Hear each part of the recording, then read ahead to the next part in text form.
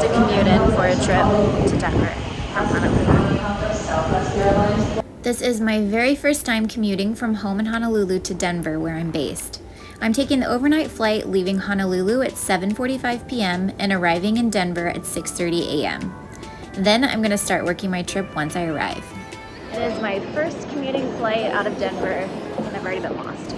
I just landed in Denver, and I'm headed straight to the gate to work my first flight.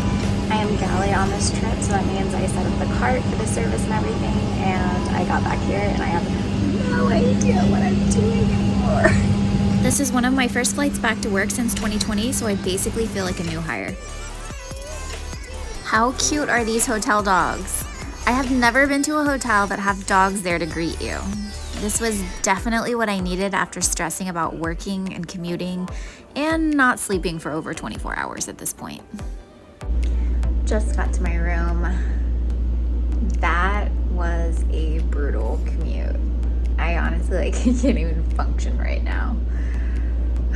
Thankfully, I only had one leg today from Denver to Milwaukee.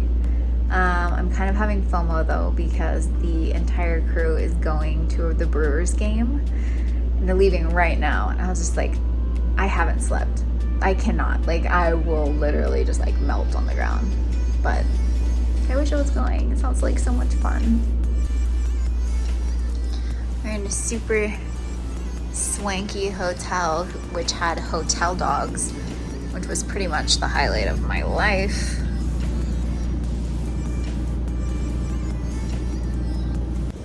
So while everybody's at the Brewers game, I am going to sleep.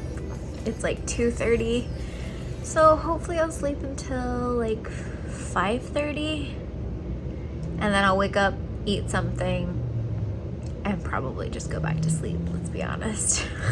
Just woke up from my nap. It was glorious. I slept a couple of hours. It's 7 o'clock right now.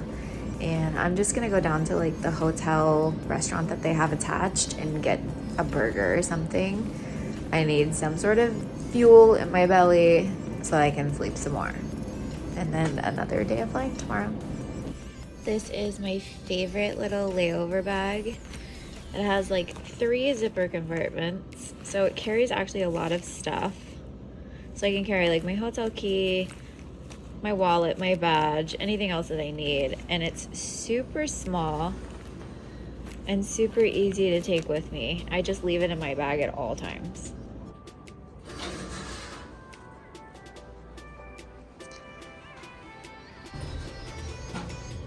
It's the fanciest. This was definitely one of the grandest hotels that I've stayed at while being a flight attendant. It had great Gatsby vibes. Seeing this makes me want to go home. I am so happy that there was a restaurant attached to the hotel. It makes my life so much easier. Just got my food. He thought it was going to be a 35 to 45 minute wait. It was. Definitely was. But I got my food. I'm going to go eat and probably sleep some more. Sleeping bed, eating bed. Time to eat and then get ready for bed.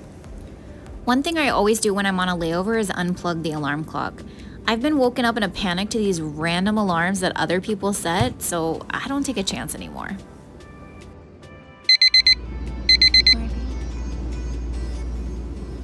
It was a rough night for me with the time change. I typically only wake up about 45 minutes before my van time because I don't need hardly any time to get ready.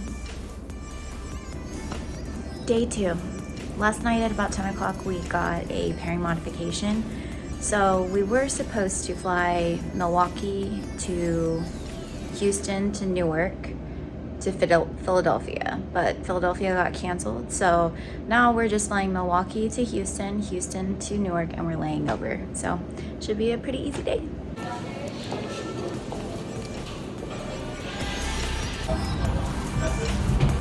Going through KCM this morning. Both of my crew members got randomed and I didn't. it must mean that it's gonna be a good day, right?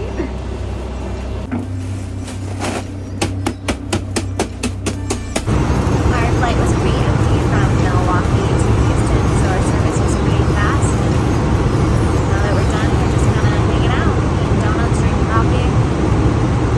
That is what I like.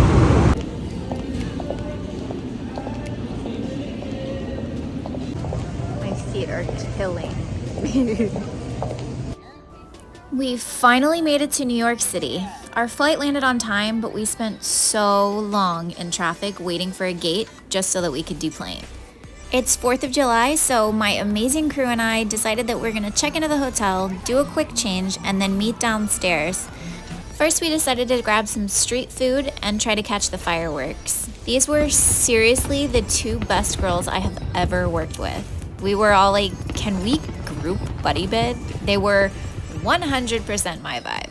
After the fireworks, we walked around Times Square, got some juices, and then decided to turn in for the night.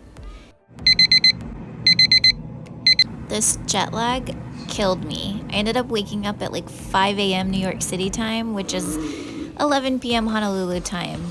And my body's like, what are you doing? Like, why have we been sleeping during the day and up during the night? This was one of my favorite trips so far. The crew was just perfect, and we were so lucky to get to layover in New York City on the 4th of July. Now we're headed to Newark to start the last day of this 3-day trip. But first we decided to grab some breakfast from Starbucks. I got a decaf coffee and a breakfast burrito. Y'all, don't sleep on this burrito. It is so good. So we are heading back to Denver, and we think that we actually got recrewed for our turn. Our connection is really tight from our arrival into Denver to our next gate, which is like an Albuquerque turn, so we think that we got recrewed. Crossing my fingers, hoping that I can commute back to Honolulu today.